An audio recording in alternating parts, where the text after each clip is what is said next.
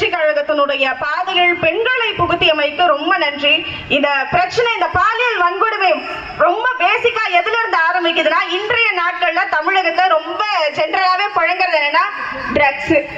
இந்த போதை பழக்கம் அப்படின்றது எல்லாருக்குமே ரொம்ப ஈஸியா கிடைச்சிருது. ஒரு 12 வயசு பையன்ல இருந்து 10 வயசு பையன் வரைக்கும் யார் கையில தான் பண்ணுவாங்க. ஏன்னா எல்லாரும் அவங்க மாமா மச்சான், அதனால கேட்கறதுக்கு ஆள் கிடையாது. எங்களுக்கும் சம்பளத்தை ஏற்றி கொடுங்கன்னு ஒரு 82 பெண்கள் போராடி தீயில் கருகி செத்த அந்த நினைவா மகளிர் தினம் அப்படின்னு இன்னைக்கு நம்மளுக்காக கொண்டாடப்படுறது.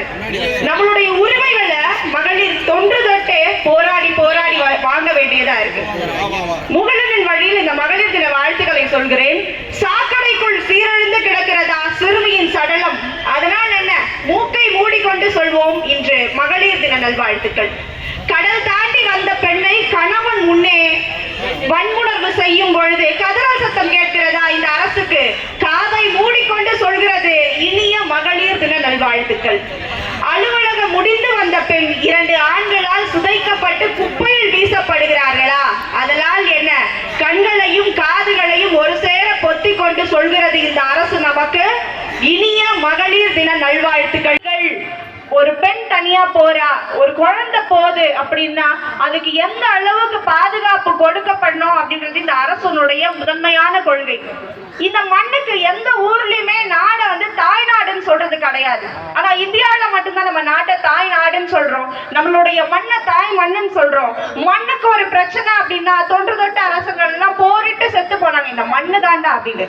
அதற்கும் மேலாக ஒரு விஷயம் நினைச்சது நம்மளுடைய பெண்கள். அரைகுறை ஆடைதான் பாலியல் காம கண்ணோட்டத்திற்கு சொல்றாங்க. ஸ்கூலுக்கு போனா டீச்சர் எங்க இருந்து அந்த ஸ்கூல் யூனிஃபார்ம்ல ஒரு பொன் குழந்தைய பார்த்தா இது தோணுதுன்னு எனக்கு தெரியல. போலீஸ் ஒரு 13 வயசு பொண்ணா பாலியல் வன்கொடுமை பண்ணி பட்டினப்பாக்கம் போலீஸ் பூத்துல போடுறாரு. யார நம்புறது?